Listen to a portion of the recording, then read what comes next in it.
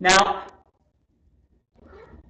for most of the year, we talked about Abraham and how, as for me and my house, we will serve the Lord.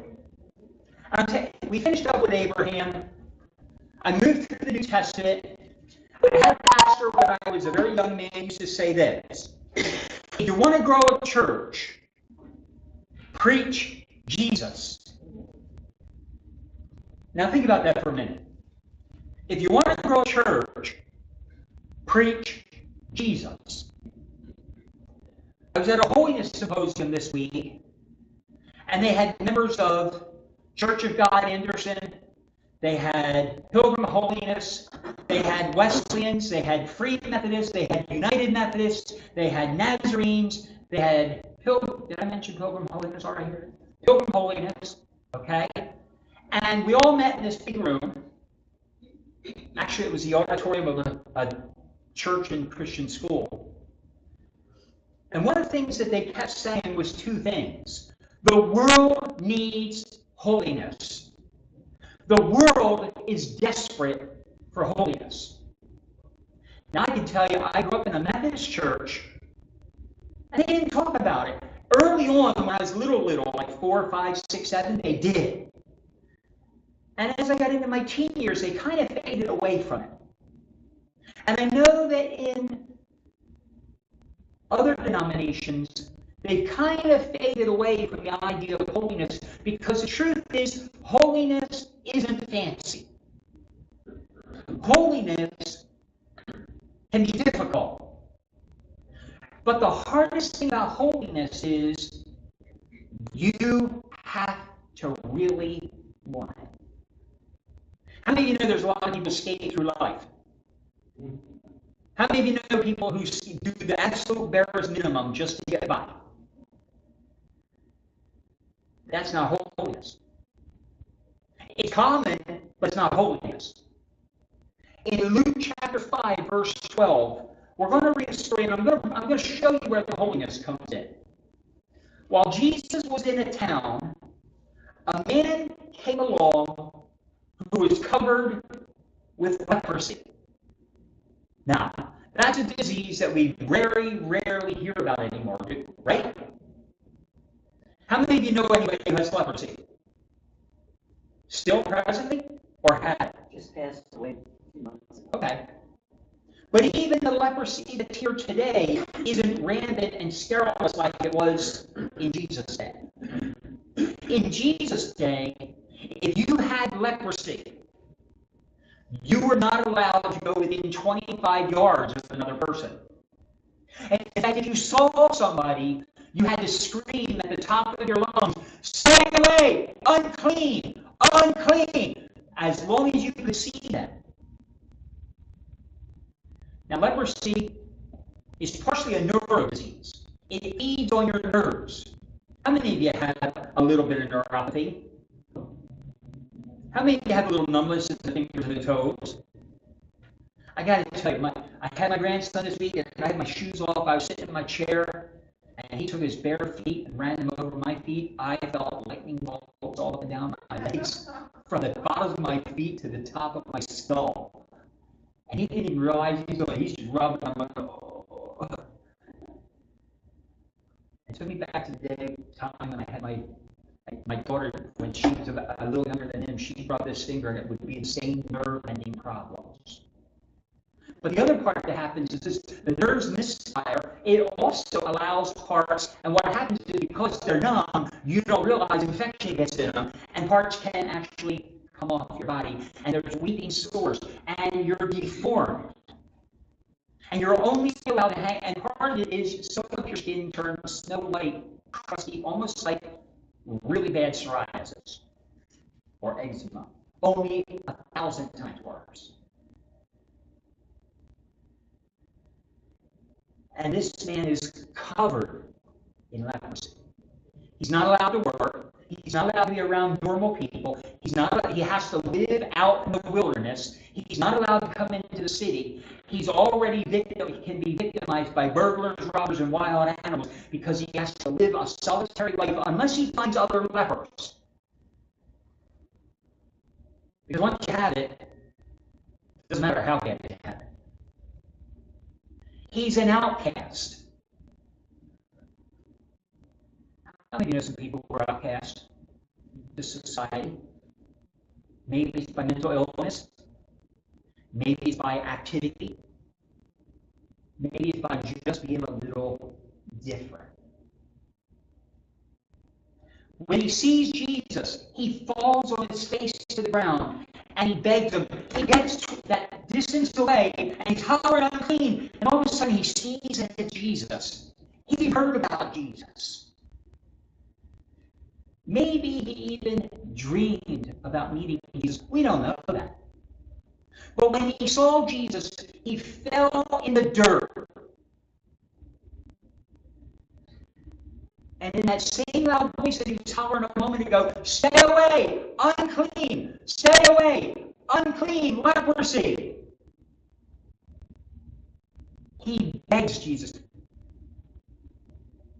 You have a child in your house who's 5 years old. Do you know how many times you hear, please, please, I said please, pretty please, please, please, for sure what I really mean, please. When they want something, I used to get nuts when they did that for the 47,000th time. It is no different. But that's not the kind of thing this guy did. This guy was in the dirt, crying out, just help me. In fact, what he says is, Lord, if you're willing, you can make me clean. If you want to, you can do this. I want you to think about it. Somebody comes up to you and says, I need this. You can help me if you want to. How many of you feel a little pressed upon when somebody does that? I was at a stoplight in Philadelphia, and the guy says, you have a big car. I know you can help me. Now, the fact that my big car is 25 years old, he didn't pay attention to that. Okay? But all of a sudden it was, and there was maybe just, I don't think it was an edge to it, it was desperation. How many of you know that sometimes when people get desperate, they say things differently? How many of you know people who, because of different things, my dad had Parkinson's disease. Parkinson's disease messes with your emotions as well as your neurons and all that stuff. And my dad would get to a situation, if somebody told him a really good joke, he cried. Now, how many of you cry when you hear a good joke? Most of us laugh, right? I cry when I hear her jokes. That's why I said good joke, not mine. Okay? That's why I said a good joke, not mine. And here's what I want us to understand. This man has his face in the dirt and said, Lord, if you're willing, you can make me clean. There's desperation in that. If you don't do it, it won't get done.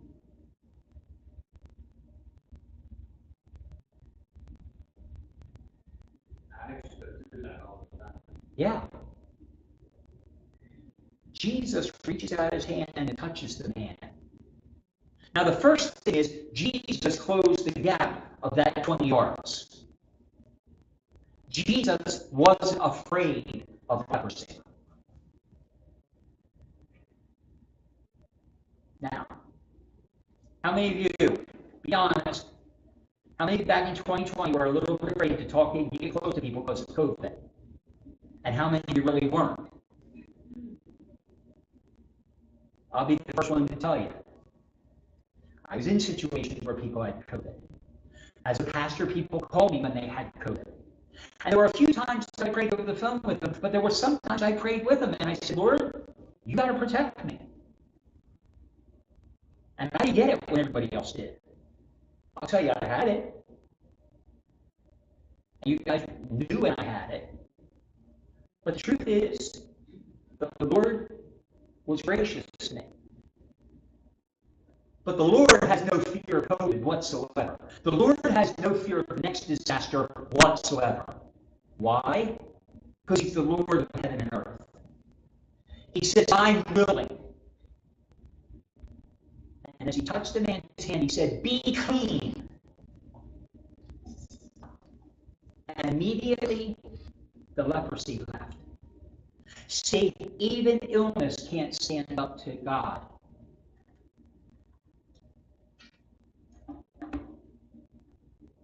The leprosy's gone. But here's the issue. Just because the leprosy's gone doesn't mean the man can walk back into society. How many of you know just because the sin is gone doesn't always mean the person can get right back in where they started? Here's what had to happen. He had to go before the priests. He had to have an offering with them. He had to go before the priests, put the offering down, and say, I'm clean according to Moses. They had to prove it. They took him in an outer room because they couldn't take him into the church. They took him into an outer tent, and he stripped. And he stood there for all these priests to look at him, and if they found one thing out of order, he was still banned.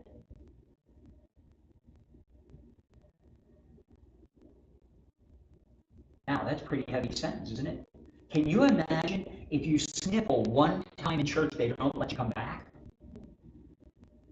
Pastor couldn't come back. He sniffled today.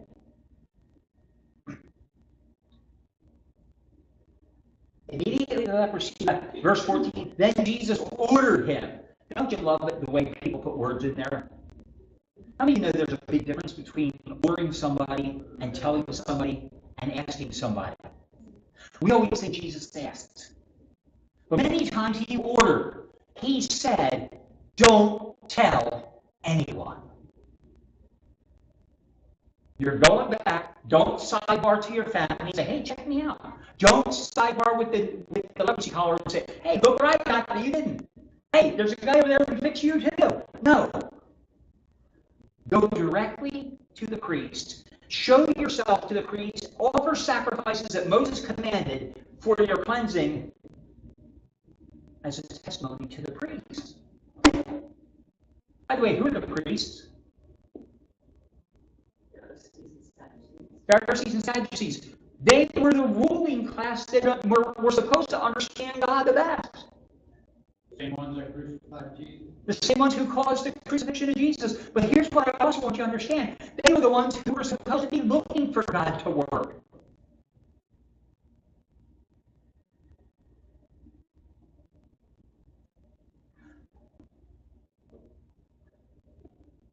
I want you to think about it for a minute. When God does something good for you, sometimes he wants you to tell the family of believers.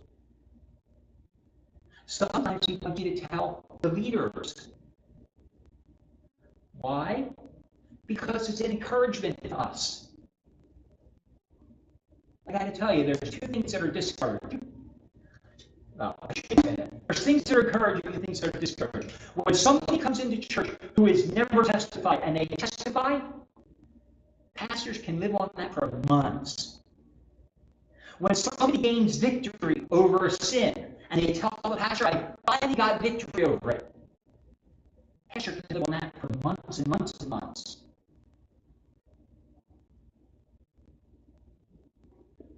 When pastor gets a phone call at 3 in the morning or 1 in the morning, Pastor, I need you to pray for me. I just had a car accident. Pastors live on that. When pastors calls it, I'm in the hospital. It's only a hangout. You don't have to come. Pastors will come for that. At least this one will. Okay? Discouraging is when the church body is going through something hard and pastor finds out firsthand. Do we understand? I was thrilled today when now I wasn't thrilled at the situation, but I was thrilled that Chaplain Heather said, I'm going through a hard time. Can you keep me in prayer? See, that's what we do. We lift each other up. That's why he sent them to the priests first, because the priests needed to see God working. The parish needs to see God working.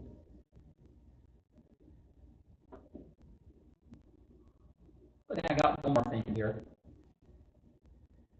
How many of you know that you can't keep a good thing quiet? 2023, February of 2023. Anybody know what happened in February of might have been January of 2023 in a little town in Kentucky? Anybody know? Revival.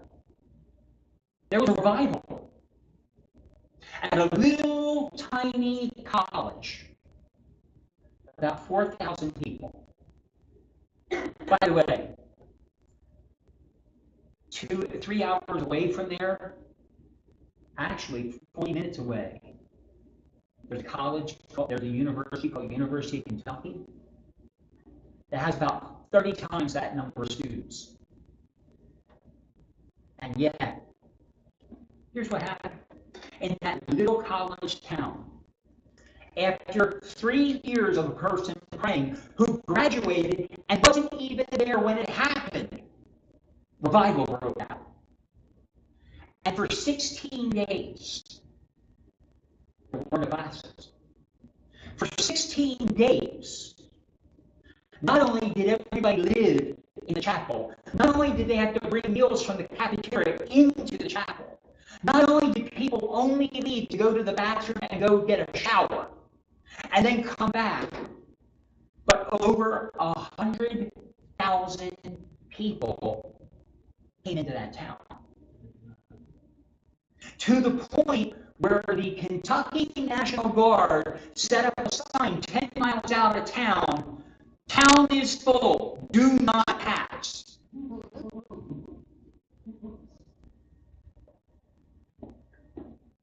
And guess what happened? They left a bunch of cars sitting on the side of the road and they walked. Or they went around the sign and said, "We'll see." And the seminary in that same town opened up 5 auditoriums for the overflow for the people who had been standing in line for 17 hours. And they telepromoted what was going on in that little tiny chapel that seats about 4,000. And they piped in speakers, and people stood in the rain and the snow, some of them for 16 days.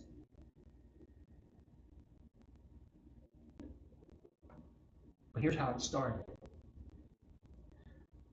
For a couple of years prior to that, one student walked around praying through that town that God would change it. And then a few more students found out about it. And they started having a prayer group that met every week. Then it became twice a week. Then it became every night. And for 3 years, they prayed. And for 16 days, that town was changed. And then the administration came in and said, "We need to shut this down." How many think that's a sad thing? How many think that's a terrible thing? How many think that they all should be fired? Or reprimanded? Or disciplined? They weren't. You know why? Because when you shut something down, it causes those groups of people to go elsewhere. Think about it for a minute. By the way, that revival is still going on. It is now the middle of 2024. It has been a year and a half, and that revival is crossing Africa right now. That revival is crossing Korea right now. That revival is crossing South America right now. And you didn't even hear about it.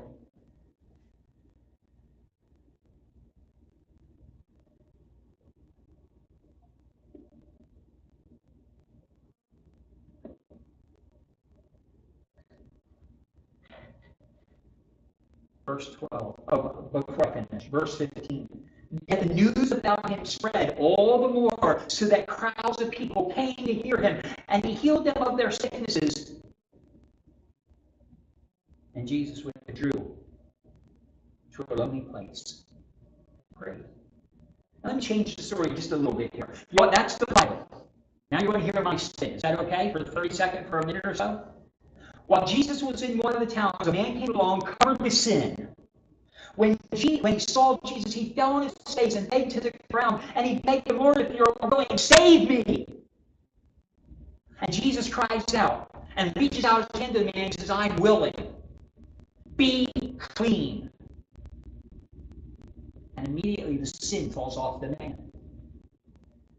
Then Jesus says, don't tell anyone, but go show yourself to the church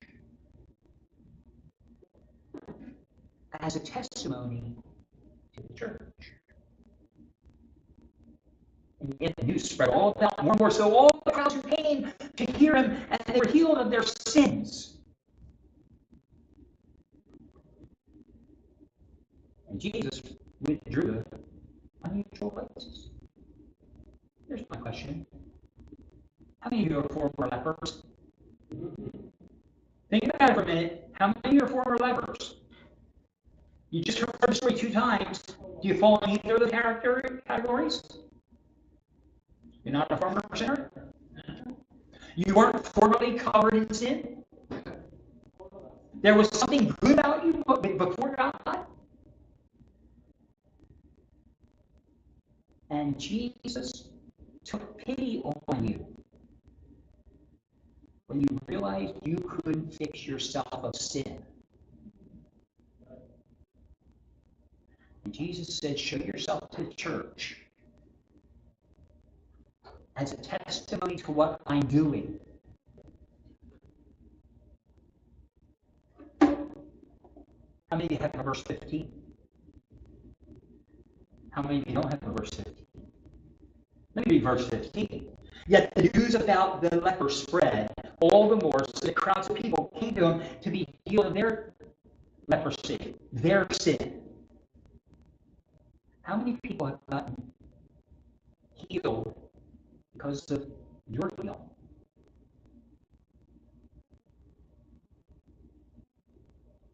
I don't know, Pastor. Well, you know what? You can change it today. You can start sharing with people that you've been healed. You can start telling people that you've been perfected. Not perfect, perfected. That's one of the things I'm learning about my grandson. He has really started to understand the past tense. But it comes out in strange ways. Like, I folded. I folded, actually. Okay? I slipped it. I slipped it. See, he overemphasizes that he did. We should be overemphasizing to a sick world that there is healing. And let Jesus worry about the wild place. Let Jesus worry about the wild ones.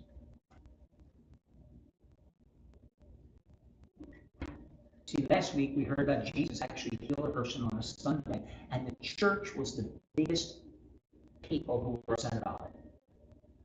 They wrote him the hardest for healing on a Sabbath. What are we doing when we don't tell anybody? Are we anything better? Dear Lord, as we close this time together, Lord, help us to really grasp the idea that you want and are willing to heal the social lepers, the self-induced lepers, the confused lepers. Lord, we don't like that word leper because it doesn't apply. Help us to recognize this. Help us that you want to heal the social sinner, the self-indulgent sinner, the self-professed sinner, the angry sinner, the confused sinner,